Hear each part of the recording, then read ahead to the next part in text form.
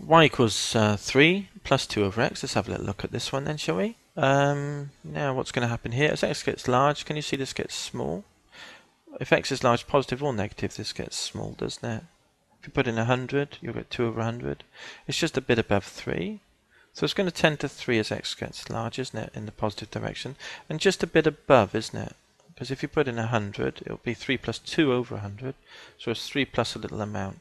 And if you put in 1,000, you'll get 2 over 1,000. So it's going to tend to 3 from above, isn't it, here?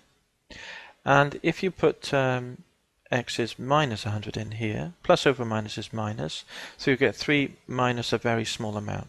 So it's going to tend to 3 again when x gets negative large, but it's going to be just a smidge below. So we can indicate that with this little sketch here, this marker here. It tends to 3 from below. So here,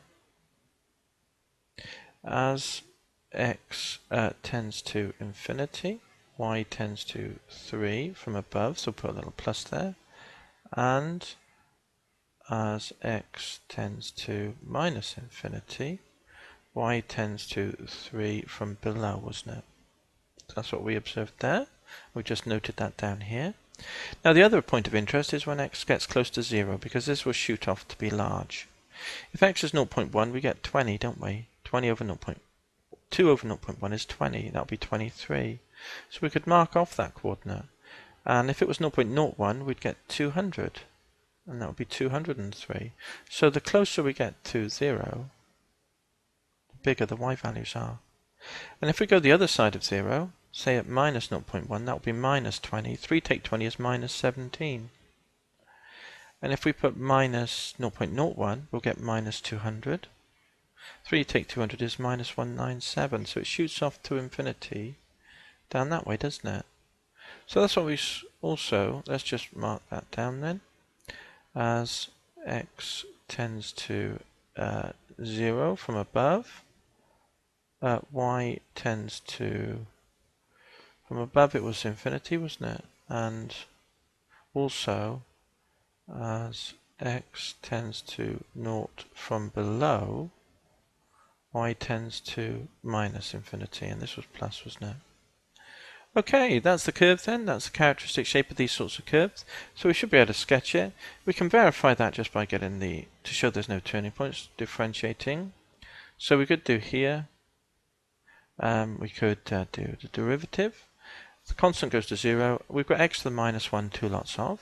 So the minus will come down to be with the 2. X to the 1 power less, isn't it? So it'd be minus 2. And that equals minus 2 over x squared. And for any value of x, we know that's negative, don't we? Because this is positive, and a negative over a positive is a negative. So we've got a negative gradient, so there's no turning points here. It does flatten out, though, as we said, when x is large.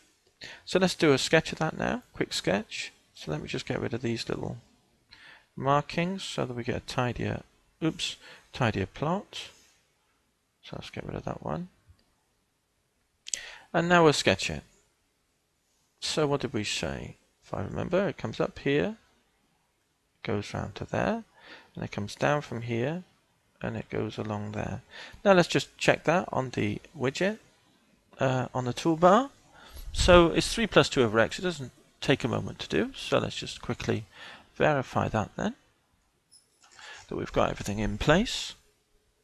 And here's the curve with the asymptote at 3, and another asymptote when x is 0.